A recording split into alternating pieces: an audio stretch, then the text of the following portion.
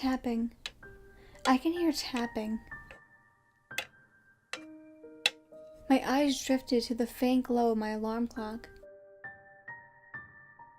4:42 a.m. I knew I have to be up in another hour, so I closed my eyes again. What had woken me up in the first place tapped loudly once more. Louder than the first few. My heart pounding in my chest. I was wide awake now, but too fearful to move. Perhaps it was Mittens, I told myself. I really did want to believe it was just my cat. But she still remained at the edge of my bed. Still stared at me with her large green eyes and meowed. She didn't seem bothered by the noise at all, and she's always been a skittish cat as long as I knew her. The only option left was it had to be in my imagination. I gave up on sleep and stood on my hardwood floor. Walked to my computer to receive my household shoes from the desk, then stopped. The tapping started again, with a few scratches and scrapes.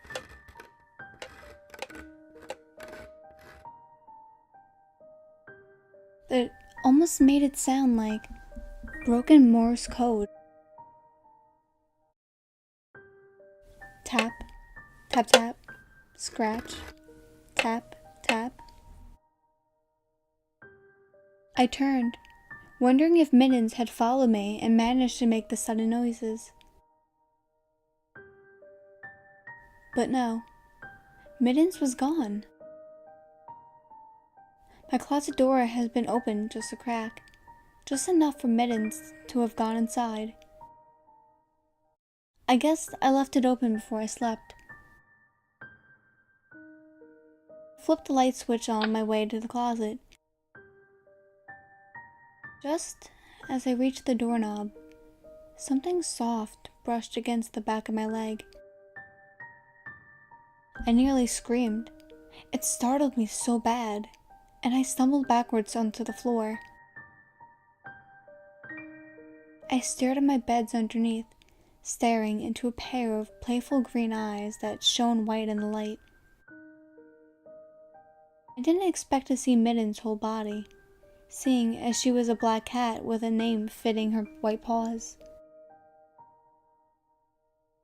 I chuckled nervously. My heartbeat was still pounding in my ears. I said her name, hoping to lure her out without reaching under the bed, knowing this skittish cat would most likely scratch me out of fear.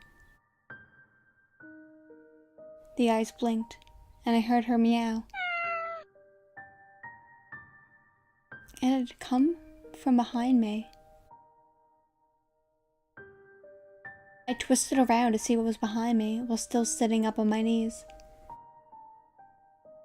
My cat purred and flicked my back with her tail, meowing again. The realization struck me hard, so hard that I faced forward while falling backwards again, catching myself just in time on my hands. Mittens jumped away from me at the sudden moment. I saw her flee to my desk, but I hardly noticed at the time. I was too focused on the bed. The eyes had gone. In one quick motion, I stood and practically dived for the door, turning the knob, only opening it a little, before my closet door slammed behind me. I froze, afraid to turn towards the sound. I heard Mittens scramble through the bedroom door's crack. I listened in horror as something begun to furiously tap at the closet's interior with its occasional scratching. It even went so far as to pound on the door a few times before scratching and tapping.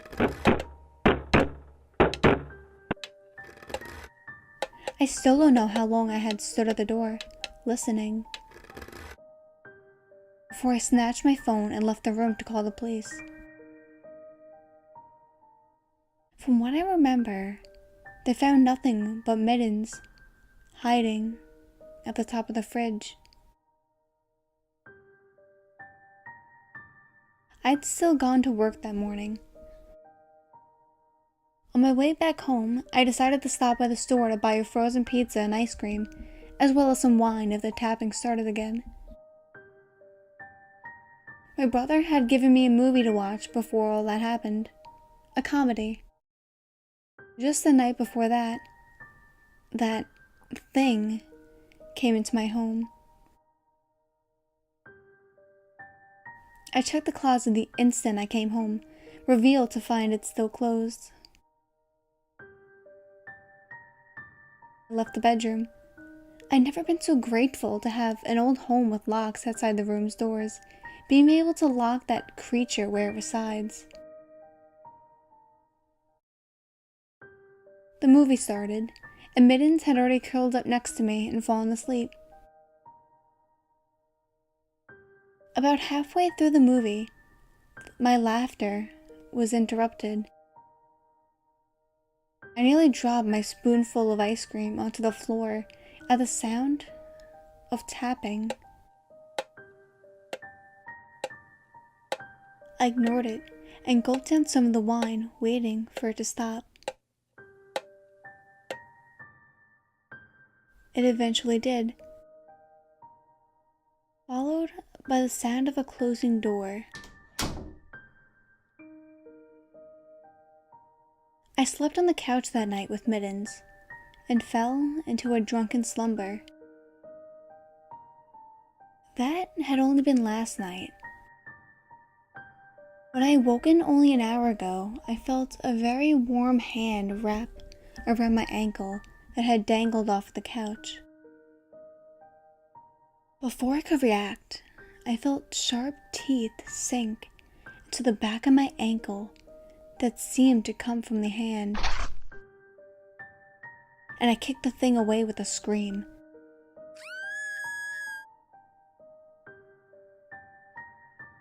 Within the few seconds I stayed, I now realized that black fur had been scattered around me and stuck to me, matted together with what might have been blood. I didn't notice before because I just ran, without any hesitation. I'm hiding in my closet now. I don't know where Mittens is, and I don't want to know. My phone is on the coffee table where I left it last night. I can hardly stand on the angle the creature bit, and I can feel it swelling painfully. It almost feels infected with something. What's bothering me now is that it's scratching and tapping on the door as I speak.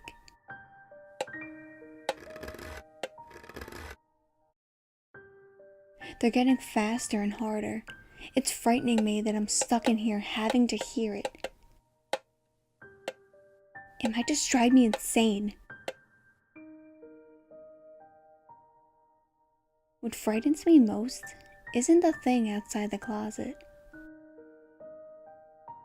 What scares me most, what makes my heart skip a beat and makes my hands shake uncontrollably,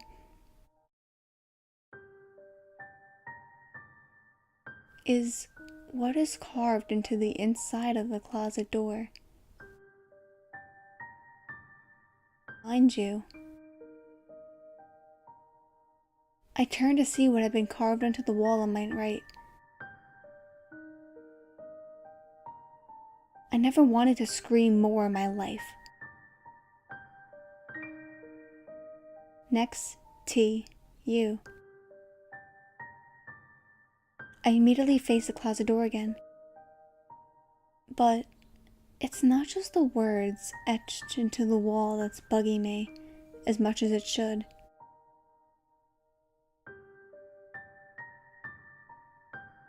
What scares me is that I can hear tapping behind me now.